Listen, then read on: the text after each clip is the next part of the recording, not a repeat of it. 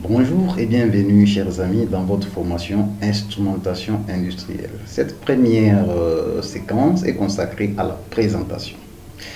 En fait, chaque fois quand on parle de l'instrumentation, on a souvent pensé, soit tendance à penser que c'est la maîtrise de la musique, guitare, tambour et autres. Non, c'est pas de ça qu'il s'agit vraiment ici. Ici, il s'agit de l'instrumentation industrielle. Donc ici, on va étudier, comprendre les instruments tels que les capteurs, les actionneurs. Donc en fait, les instruments qui vont permettre à faire la mesure des grandeurs physiques et aussi à les contrôler. Par exemple, je vous ai mis une petite échantillon ici. Vous avez des capteurs de niveau ici.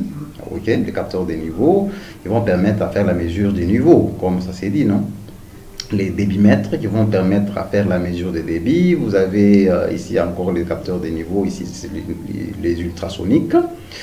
Disons les ultrasoniques ici les radars. Ok, ici vous avez les capteurs de position qui peuvent déterminer la position, par exemple, d'une machine en mouvement, une machine tournante, n'est-ce pas, comme par exemple les bandes transporteuses et autres.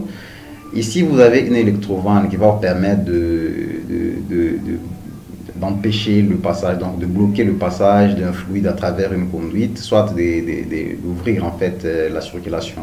Ok, c'est une électrovanne comme une vanne manuelle, mais cette fois équipée d'un positionneur qui va permettre à ce que le contrôle soit électrique. Ok.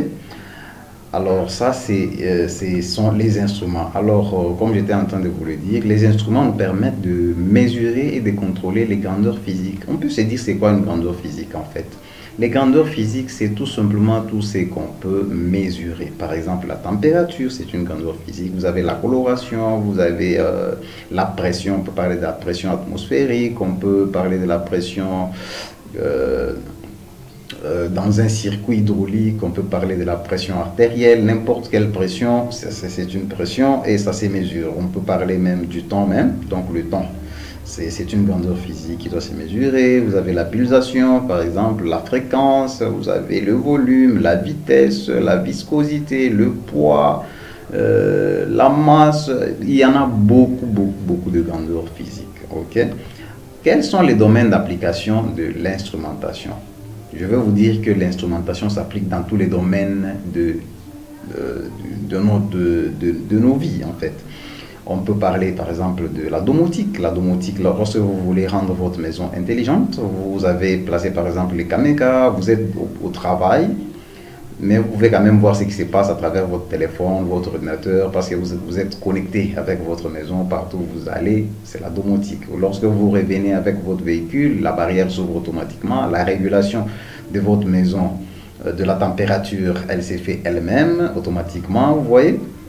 Dans les industries métallurgiques, l'instrumentation est obligatoire. On a toujours besoin de mesurer et contrôler le débit, la température, la pression, par exemple l'acidité dans les tanks. On a besoin de mesurer la densité. On peut mesurer par exemple le courant, la tension.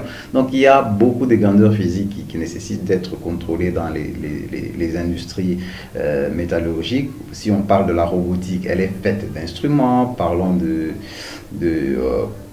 l'agroalimentaire, la technologie spatiale, la technologie médicale, l'aviation, l'automobile, la textile, donc dans tous les domaines de la vie. Et nous disons que l'instrumentation est un ensemble d'appareils permettant la mesure des grandeurs physiques, le contrôle et la régulation d'une installation. Très exactement, parce qu'au final, nous voulons automatiser, nous voulons alléger nos tâches quotidiennes, soit dans les industries où on voit des fins économiques, c'est d'une grandeur très importante. On veut arriver à contrôler tout cela, à manipuler, à être précis dans tout ça. On va utiliser un ensemble d'appareillages et tout ça, c'est ce que nous appelons instrumentation. L'instrumentation est une discipline scientifique et technique qui vise à fournir des principes de conception d'instruments, les normes de leur mise en service et les méthodes de leur maintenance. C'est exactement ça. Donc, vous allez comprendre qu'en instrumentation, il y a des normes, il y a des règles, il faut que l'on doit respecter. Par exemple, vous voulez concevoir un instrument, il faut que votre instrument puisse être dans les normes standards. Si elle doit, par exemple, avoir comme signal de sortie un courant, il faut que ce courant-là soit standard. Sinon, où est-ce que vous allez le vendre? Il ne sera jamais utilisé sur le marché national et international. Ok? Donc, on doit avoir aussi apprendre à en faire la mise en service et aussi la maintenance. La personne qui maîtrise l'instrumentation s'appelle tout simplement un instrumentiste. Cela veut dire, si vous voulez devenir de bons instrumentistes, abonnez-vous déjà sur la chaîne, et aimez la vidéo, partagez aussi. Ok? Euh, Qu'est-ce que vous aurez à faire en devenant instrumentiste? Donc, vous aurez d'abord à étudier les instruments parce qu'il y en a beaucoup. C'est tout un univers d'instrumentation. Ok?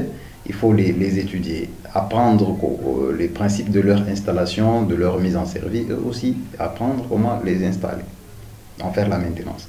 Comme par exemple ce capteur de niveau ici, il faut savoir comment est-ce qu'elle fonctionne, sur quel principe.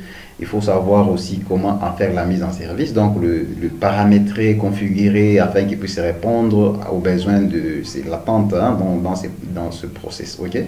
Il faut aussi savoir faire la maintenance pour que on puisse, le capteur ici puisse rester fiable dans le temps où il sera utilisé. Déjà, je vous dis à très très bientôt et merci pour